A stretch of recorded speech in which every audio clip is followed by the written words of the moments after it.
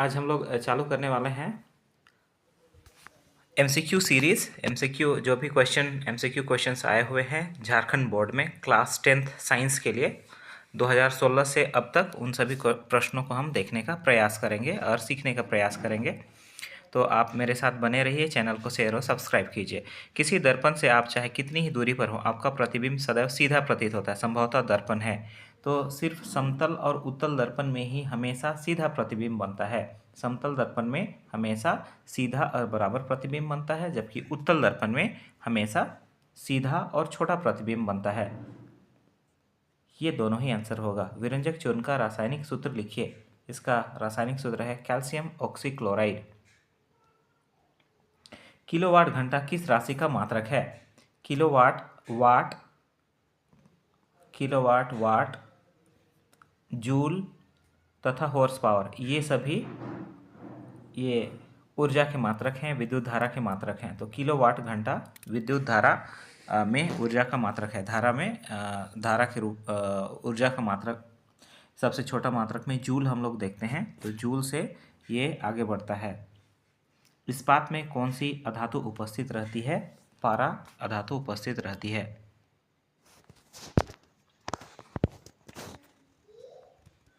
विद्युत चुंबक क्या है? जब किसी धातु में विद्युत धारा प्रवाहित की जाती है तो वह उतने समय तक, जितना समय तक विद्युत धारा प्रवाहित किया जाता है, वह चुंबक के जैसे काम करता है। जैसे ही धारा का प्रवाह बंद होता है, उसका चुंबकीय गुण भी खत्म हो जाता है, तो इसे विद्युत चुंबक कहा जाता है। तो विद्युत चुंबक एक अस्थायी चुंबक होता है, अर्थात जब धारा प्रवाहित करेंगे तो लोहा या कोई भी धातु वो चुंबक के जैसे काम करेगा, जब धारा प्रवाह बंद कर देंगे चुंबकीय गुण खत्म हो जाएगा। एल्कीन्स का सामान्य सूत्र दीजिए। एल्कीन्स का सामान्य सूत्र CnH2n होता है। तो CnH2n, तो हाइड्रोकार्बन्स में दो प्रकार के हाइड्रोकार्बन्स होते हैं। एल्केन जो सैचुरेटेड सिंगल सिंगल बॉन्ड होता है, ये एल्केन में CnH2n+2 होता है, और फिर एल्कीन का होता है CnH2n होता है, और एल्काइन होता है उसमें CnH2n-2 होता है, CnH2n-2 होता है। तो ये घटते हाइड्रोजन के घटते क्रम को सूचित करता है। प्रकाश के परावर्तन के नियमों को लिखिए। प्रकाश के परावर्तन के दो नियम हैं, भला आपतित किरण, परावर्तित किरण और आपतन बिंदु पर डाला गया लंब तीनों एक ही तल पर होते हैं, तथा आपतन कोण सर्वदा ही परावर्तन कोण के बराबर होता है।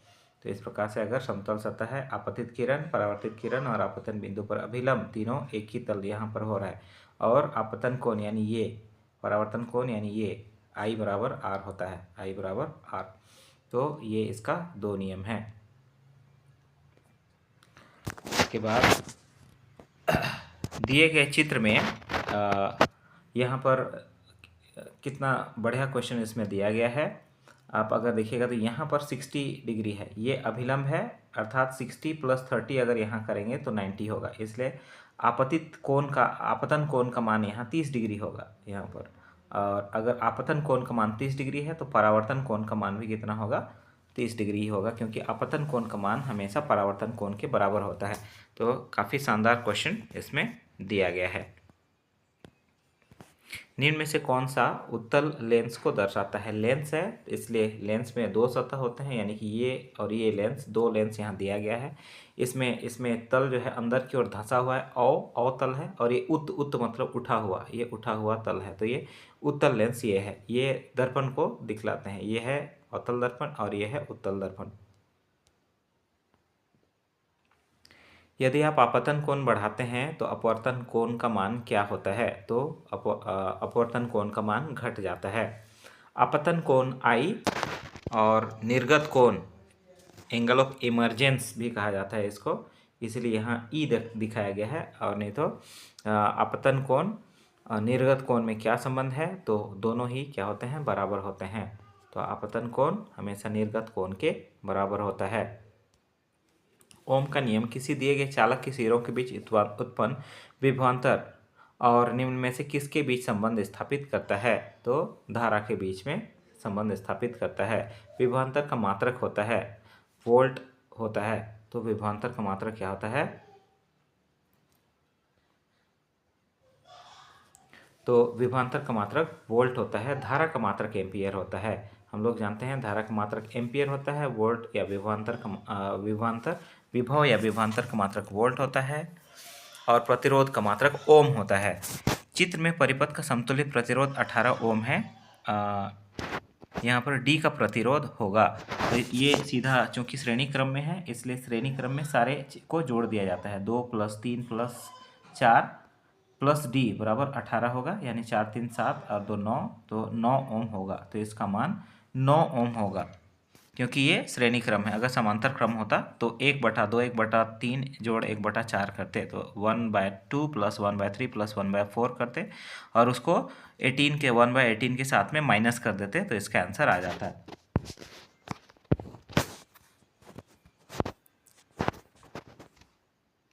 शुद्ध जल का पीएच मान होता है, शुद्ध जल का पीएच मान ठीक 7 के बराबर होता है, क्योंकि ये उदासीन होता है।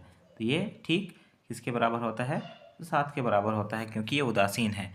अगर 7 से अधिक है तो क्षारीय होगा, 7 से कम है तो अम्लीय होगा, 7 के बराबर है तो उदासीन होगा। पीएच का गणितीय व्यंजक होता है pH minus log hydrogen ion होता है। ये pH minus log bracket hydrogen ion concentration होता है।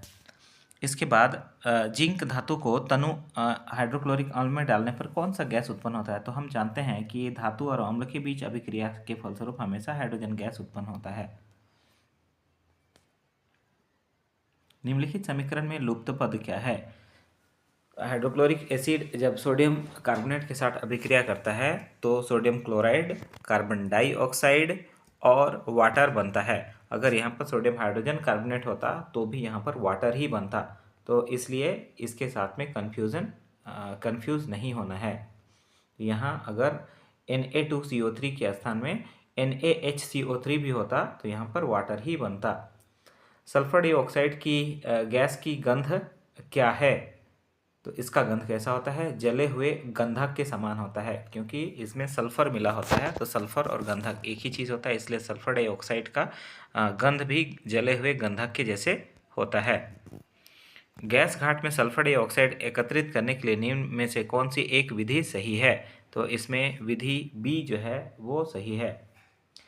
आयरन, जिंक, कॉपर और एल्यूमिनियम, इसमें से सबसे कम क्रियाशील धातु कौन सी है? तो इसमें सबसे कम क्रियाशील धातु कॉपर है। तो यहाँ पर आप ध्यान रखिएगा, कॉपर, फिर चांदी, सोना, प्लेटिनम, ये सबसे कम सक्रिय धातुओं में आते हैं। और अभिक्रियाशीलता श्रेणी को आपको याद रखना पड़ेगा, उसके लिए एक कोड आता है। वो जब चैप्टर के लिए हम क्रैश कोर्स देंगे तो उस समय आप उसको आराम से याद कर सकते हैं और इस प्रकार के प्रश्नों को आराम से डील कर सकते हैं। अम्लीय विलयन का पीएच मान होता है, अम्लीय विलयन का 7 से हमेशा कम होता है। 7 से अधिक क्षारीय विलयन का होता है, 7 के बराबर उदासीन का होता है। तो इस प्रकार से 0 अत्यधिक अम्लीय का होता है। स्टिप्यूल पाया जाता है, स्टिप्यूल पत्राधार के पास में पाया जाता है। किशमिश के दानों द्वारा जल सोखने की क्रिया निर्भर करती है अंतःपरासरण पर। तो अंतःपरासरण, इंडोऑस्मोसिस, तो इसके ऊपर डिपेंड करता है। चित्र में प्रश्नांकित भाग का क्या नाम है? तो यहाँ पर इसका नाम क्या है? तो द्वार कोशिकाएं हैं। ये गार्ड सेल कहा जाता है इनको। तो ये गार्ड सेल हैं। ऐसे स्टोमाटा का फोटो दिया हुआ है, स्टोमाटा के बीच में गार्ड सेल दिया हुआ है, यह द्वार कोशिकाएं दिया गया है। स्टार्च टेस्ट के लिए प्रयोग किए जाने वाले रासायनिक विलयन का नाम क्या है? तो यह है एसीटोकार्मीन है। तो इसका नाम है एसीटोकार्मीन। स्टार्च टेस्ट के लिए एसीटोकार्मीन का उपयोग किया जाता है। प्रकाश संश्लेषण क्या है? तो एक प्रकाश रासायनिक क्रिया है। तो प्रकाश ऊर्जा को रासायनिक ऊर्जा में यह बदल देता है। इसके पश्चात 3 प्रतिरोधों R1, R2 और R3 को श्रेणी क्रम में जोड़ा गया है। समतुल्य प्रतिरोध R के लिए व्यंजक होगा। तो इसमें आप लोग इसका व्यंजक निकाले होंगे। इसका सामान्य योगफल होता है। अगर समांतर क्रम होता श्रेणी के स्थान में तो क्या होता? 1/R1 + 1/R2 + 1/R3 होता। तो इसलिए यहाँ पर ऑप्शन सी सही होगा। नेक्स्ट क्वेश्चन है, यदि 2 ओम और 6 ओम के प्रतिरोधक के 2 प्रतिरोधक समांतर क्रम में जुड़े हों तो परिणामी प्रतिरोध क्या होगा? इसको भी अब जब हम लोग न्यूमेरिकल प्रॉब्लम करेंगे, फिजिक्स का गणितीय प्रश्न करेंगे, उस समय आप इसको आसानी से सीख सकते हैं। इसमें होगा 1.5 ओम। 4 ओम प्रतिरोध का तार 4 बराबर भागों में काटा गया है और उन्हें समांतर क्रम में जोड़ दिया गया है। समतुल्य प्रतिरोध का मान होगा। तो इसमें प्रत्येक में क्या होगा, 1/4 जोड़ 1/4 जोड़ 1/4, इसलिए प्रत्येक समतुल्य प्रतिरोध का मान क्या होगा, 1/4 होगा। लोहे की छीलन, लोहे का जो बुरादा है और कॉपर सल्फेट के विलयन के बीच होने वाली अभिक्रिया को किस प्रकार लिख सकते हैं। यह एक विस्थापन अभिक्रिया का उदाहरण है और विस्थापन अभिक्रिया का सही उदाहरण copper sulphate plus iron, iron sulphate plus copper होगा, क्योंकि कॉपर जो है कम अभिक्रियाशील है, इसलिए इसको विस्थापित कर दिया जाता है अधिक अभिक्रियाशील आयरन के द्वारा, इसलिए यह विस्थापन अभिक्रिया है। एसिटिक अम्ल का एक समजात श्रेणी का सदस्य है जिसका सामान्य सूत्र है एसिटिक। ओइक यूज होता है, इसमें RCOOH इसका पहचान होता है। COOH कार्बोक्सिलिक समूह का ये अम्ल है, इसलिए इसका ओइक यूज किया जाता है इसमें। RCOOH, अगर CHO होता तो एल्डिहाइड ग्रुप होता, OH होता तो एल्कोहल ग्रुप होता, CO ग्रुप होता तो कीटोन ग्रुप होता। तो इस प्रकार से आपको याद रखना पड़ेगा। एसिटिक अम्ल और सोडियम हाइड्रोजन कार्बोनेट की अभिक्रिया में कौन सी गैस बनती है। तो इसमें सीधा सीधा है, अगर कार्बोनेट यहाँ पर रहता है कभी भी तो कार्बोनेट में कार्बन डाइऑक्साइड गैस बनेगा, अगर नाइट्रेट होगा तो नाइट्रोजन डाइऑक्साइड, अगर SO3 होगा तो सल्फर डाइऑक्साइड गैस बनेगा। तो ये एक क्लू है जिसको आप आसानी से पकड़ सकते हैं। प्रकाश संश्लेषण के समय मुक्त ऑक्सीजन का स्रोत होता है जल होता है। प्रकाश संश्लेषण के समय मुक्त ऑक्सीजन का स्रोत पानी जो है आपका हाइड्रोजन और ऑक्सीजन में टूटता है और हाइड्रोजन का उपयोग होता है और ऑक्सीजन जो है वो मुक्त होकर स्टोमाटल पोर से बाहर निकल जाता है, स्टोमाटा के छिद्र से बाहर निकल जाता है। प्रकाश संश्लेषण की दर निम्न में से किस पर निर्भर नहीं करती है। प्रकाश संश्लेषण की दर निम्न में से किस पर निर्भर नहीं करती है। श्वसन पर निर्भर नहीं करती है। प्रकाश संश्लेषण की दर प्रकाश की तीव्रता पर और तापक्रम पर मुख्यतः निर्भर करती है। ये जितना प्रकाश तीव्र होगा प्रकाश संश्लेषण उतना ही तीव्र होगा, लेकिन अत्यधिक की स्थिति में यह धीमा हो जाता है क्योंकि सारा पानी जो है वो भाप बनकर उड़ जाएगा। तो इस प्रकार से ये दिए गए चित्र का नाम क्या है, क्लास 9th में ये आप पढ़े थे। माइटोकॉन्ड्रिया का चित्र है जिसको पावर हाउस या एनर्जी करेंसी भी कहा जाता है। तो ये powerhouse of the cell, जो जैसे बैटरी मोबाइल को क्या करता है, ऊर्जा देता है, उसी प्रकार से हमारे शरीर को ऊर्जा माइटोकॉन्ड्रिया देता है। श्वसन किसके विपरीत है। श्वसन दहन के विपरीत है।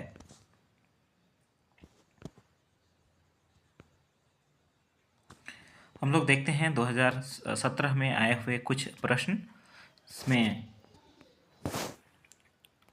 किसी शब्दकोश के छोटे अक्षरों को पढ़ने के लिए आप किस प्रकार के किसी शब्दकोश के छोटे अक्षरों को पढ़ने के लिए आप किस प्रकार के लेंस का उपयोग करते हैं। छोटा से बड़ा अगर बना रहा है तो छोटा से बड़ा उत्तल लेंस बनाता है, क्योंकि अवतल लेंस हमेशा छोटा ही प्रतिबिंब बनाता है, तो इसलिए इसमें उत्तल लेंस सही होगा। निम्नलिखित अभिक्रिया का नाम लिखिए।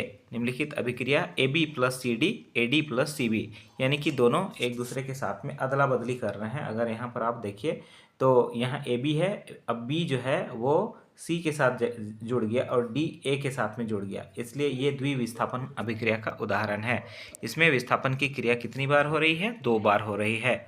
मानव नेत्र के उस भाग का नाम लिखिए जिस पर किसी वस्तु का प्रतिबिंब बनता है। तो मानव नेत्र में रेटिना पर प्रतिबिंब बनता है। कठोर जल को मृदु मुलायम बनाने के लिए किस सोडियम यौगिक का उपयोग किया जाता है।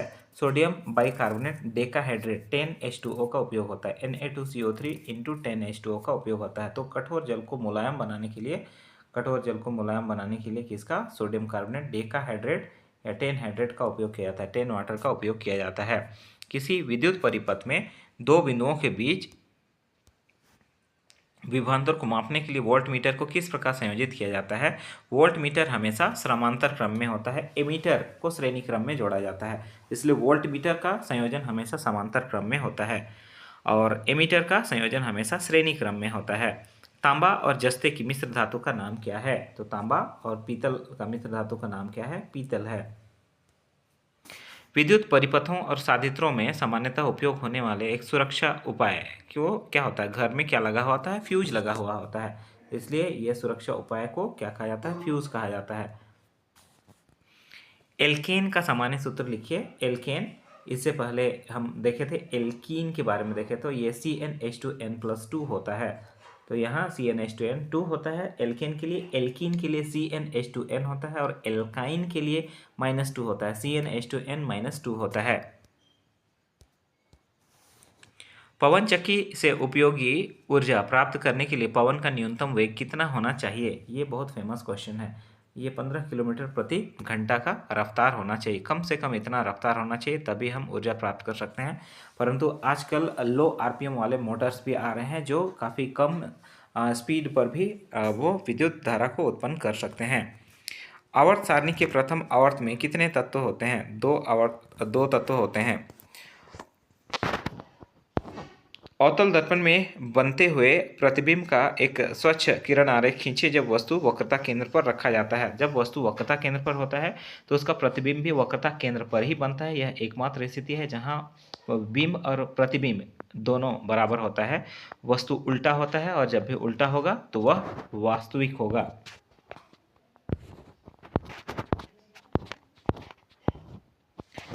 लोहे की कील को कॉपर सल्फेट के विलयन में डुबोया जाता है तो विलयन का रंग क्यों बदल जाता है? क्योंकि यहाँ विस्थापन अभिक्रिया होती है तथा यहाँ आयरन और कॉपर सल्फेट, आयरन सल्फेट और कॉपर बनता है। तो इस प्रकार से यहाँ तक MCQ क्वेश्चंस थे यहाँ तक, और इसके बाद 2 नंबर वाले क्वेश्चंस आ जाते हैं, इसलिए हम यहीं बंद करते हैं। इसके बाद 18 और 19 2 साल के क्वेश्चंस को हम देखेंगे।